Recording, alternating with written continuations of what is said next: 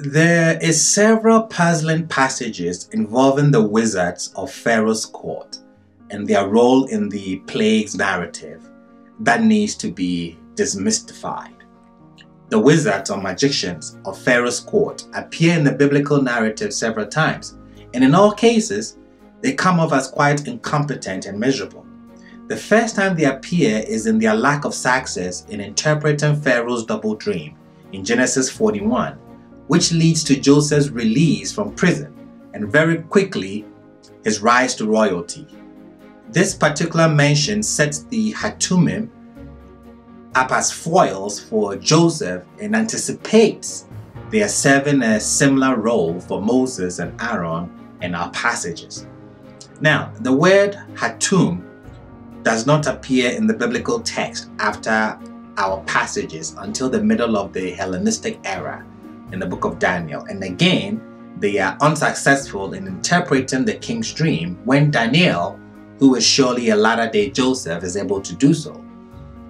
The wizards appear in 5 passages in our narrative: the serpent narrative, the blood narrative, the frogs narrative, the lice narrative, and then the boils narrative. First, the serpent narrative. Moses and Aaron enter Pharaoh's palace, representing a deity foreign to Pharaoh.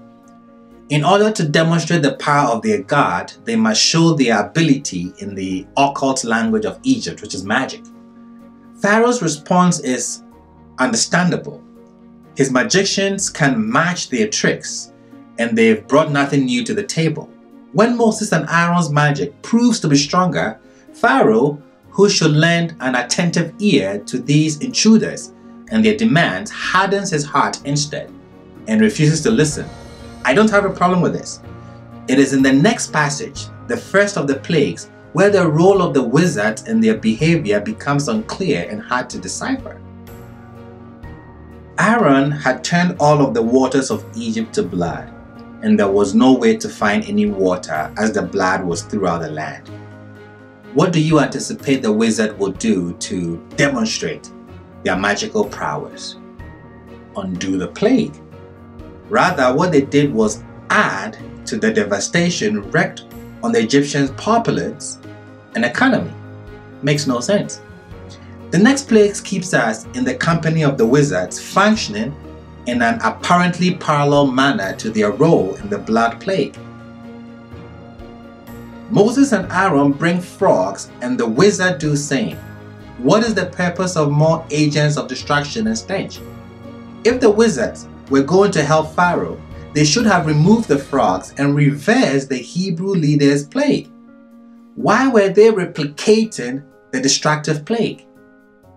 In the final plague of the first plague cycle, where Aaron is commanded to strike his staff on the ground and bring forth lice, the wizards finally try to act in Egypt's interest to reverse the plague.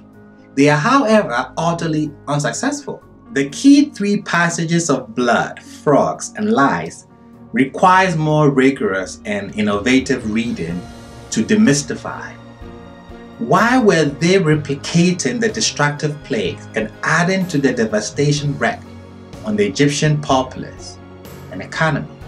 See you in London at our Passover event as we demystify some of these difficulties.